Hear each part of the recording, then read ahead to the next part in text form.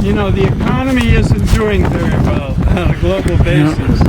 And there's a lot more poor people every year. And the middle class here in the U.S. and Europe aren't doing so well either. And the money is being concentrated on the top. 1%. And so we're trying to demonstrate maybe the ways of the 30s and 40s, how people lived when they didn't have much money.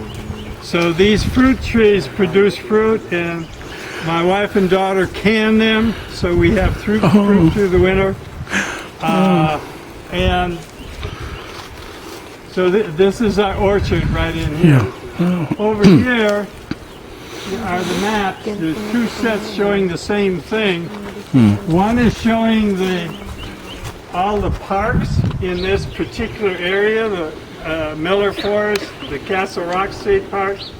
And this is a very unusual combination surrounding both sides of the river.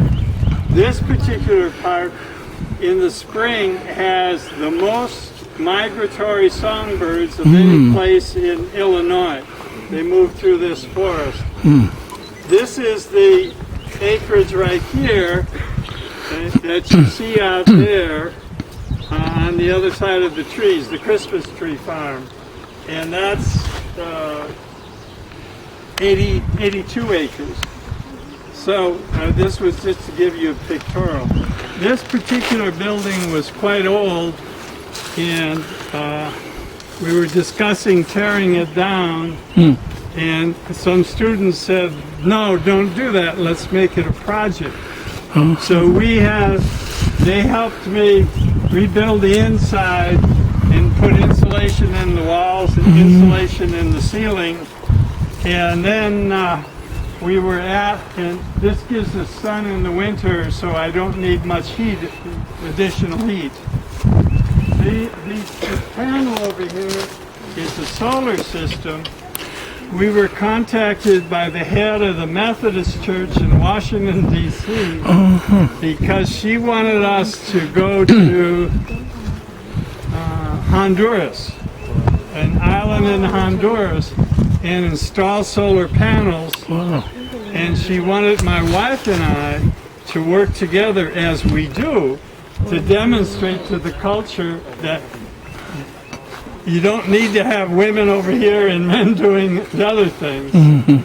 And she thought there was a woman there that was running a mission for the Methodist Church that would be agreeing to this.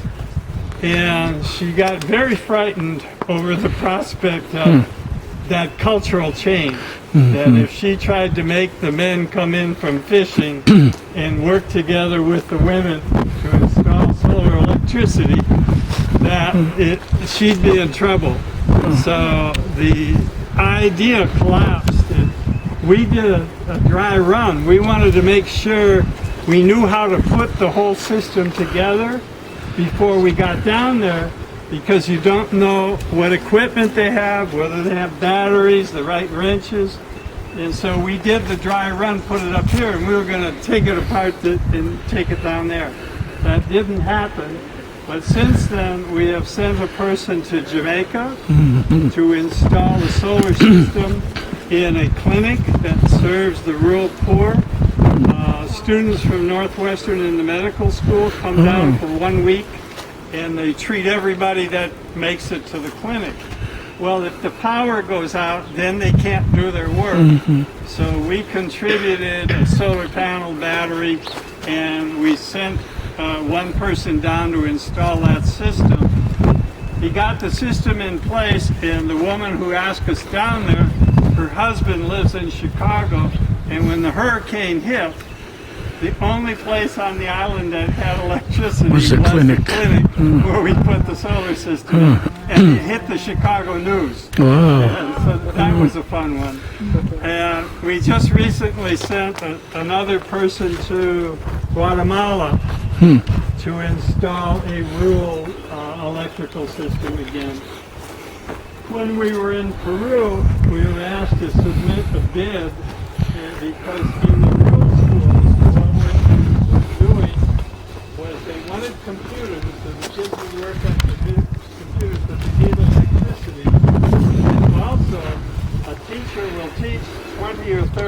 young people, but they will be from grade school to high school in age, and so it makes it hard for the teachers. So they wanted to broadcast the program to the school, and they were going to send out a computer disk. That's what they were going to do. Then the teacher would use that for about an hour in the morning to set the lessons up, and then the students would work at the computers, and they would have 4 computers. The cost was about $15,000, but we chose not to submit because we thought we were just being used in competition. That see all these people who wanted to do the work, and we didn't feel like going through all the work of submitting a bid. But that project is going on, and we taught at the National University of Education. We gave a guest lecture there, and we brought the president of the university here to our energy fair, and then he was over at Northern, and they were supposed to hire a faculty member for 1 year to work with the energy program in DeKalb. So this is what's called the DC system. If you'll step in here.